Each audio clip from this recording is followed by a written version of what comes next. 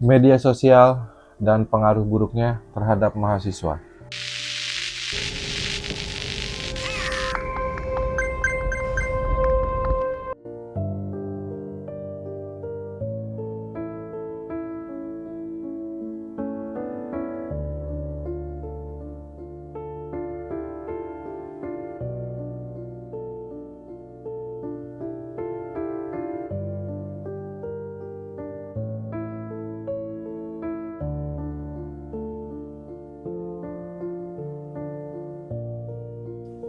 Halo teman-teman, media sosial itu telah menjadi bagian dari kehidupan sehari-hari.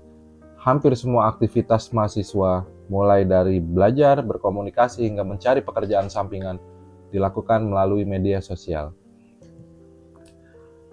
Namun di balik berbagai manfaat tersebut, terdapat ancaman yang seringkali tidak disadari. Salah satunya adalah perekrutan mahasiswa ke dalam dunia hitam yang bernama narkoba. Pada video ini, saya akan membahas bagaimana media sosial dapat memberi pengaruh negatif. Mengapa mahasiswa yang secara tidak langsung menjadi calon penerus bangsa ini bisa menjadi sasaran yang rentan. Serta saya juga akan memberikan cara bagaimana untuk melindungi diri melalui manajemen security pribadi dan keamanan dari akun media sosial.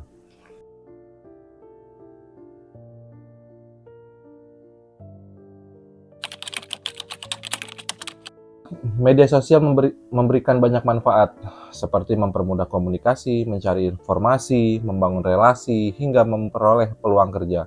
Namun kemudahan tersebut juga dimanfaatkan oleh pelaku kejahatan untuk mencari korban, bahkan oleh mafia-mafia narkoba untuk memperoleh keuntungan.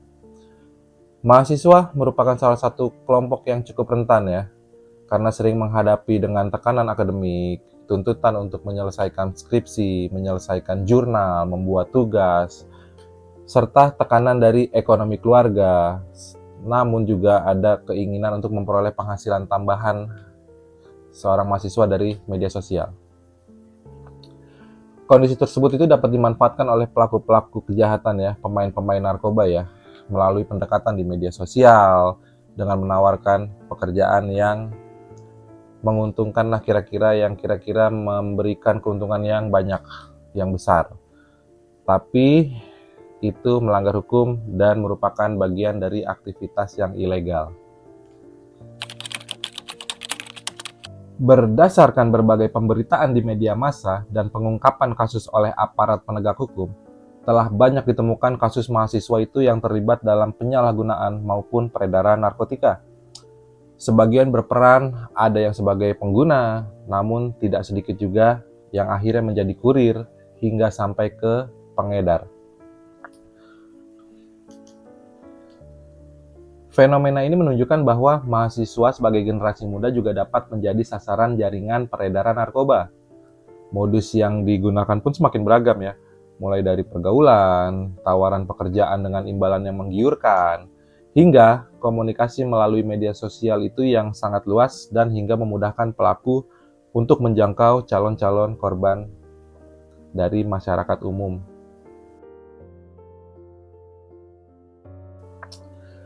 Berbagai kasus tersebut menjadi pengingat bahwa ancaman narkotika itu tidak hanya menyasar masyarakat umum, tetapi juga lingkungan pendidikan tinggi. Dampaknya itu tidak hanya berujung pada proses hukum, tetapi juga dapat menghentikan pendidikan, merusak masa depan, dan menghancurkan kepercayaan keluarga serta lingkungan.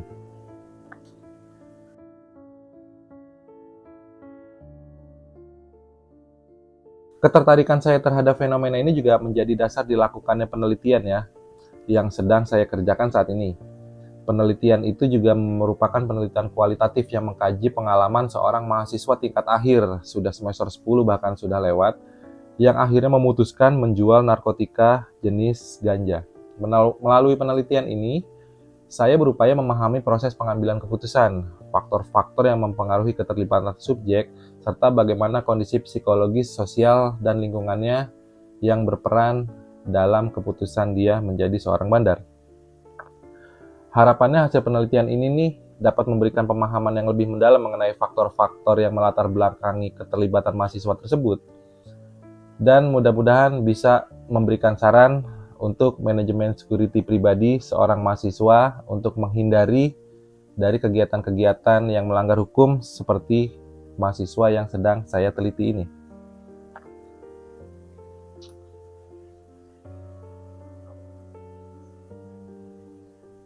Serta setidaknya menjadi upaya pencegahan ya, serta peningkatan kesadaran akan pentingnya menjaga diri dan pengaruh negatif, termasuk dari media-media sosial. Kasus ini menunjukkan bahwa terdapat beberapa faktor yang membuat mahasiswa mudah menjadi sasaran pelaku kejahatan dan mudah terpengaruh untuk melakukan kejahatan. Yang pertama, tekanan akademik yang tinggi, terutama saat menyusun skripsi, karena tugas-tugas akhir ya. Dan yang kedua, kesulitan ekonomi yang membuat seorang itu mudah tergiur oleh tawaran pekerjaan dengan bayaran besar atau menjual narkotika dengan keuntungan yang sangat besar. Ketiga, rendahnya kewaspadaan terhadap orang yang baru dikenal melalui media sosial, padahal belum pernah ketemu, tapi sudah berani membeli narkoba bahkan menawarkan mungkin. Keempat, kurangnya pemahaman mengenai keamanan digital dan manajemen security pribadi. Jadi di sini nih pelaku biasanya memanfaatkan kondisi psikologis korban ya dengan membangun hubungan secara bertahap nih ya sebelum memberikan tawaran yang mengarah pada tindakan kriminal dan melanggar hukum.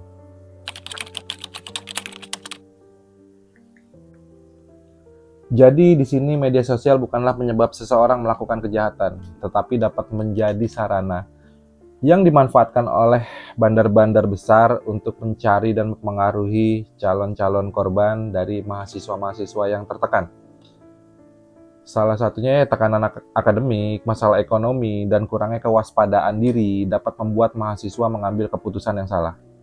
Oleh karena itu, kemampuan mengelola diri serta menjaga keamanan digital itu menjadi hal yang sangat penting agar tidak mudah terjerumus ke dalam aktivitas yang melanggar hukum.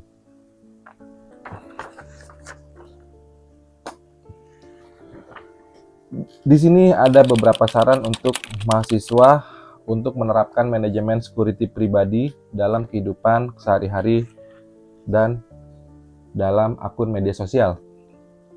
Yang pertama, jangan membagikan informasi pribadi secara berlebihan di media sosial. Jangan menyebarkan flexing yang dapat memicu pemikiran buruk para pelaku-pelaku kejahatan.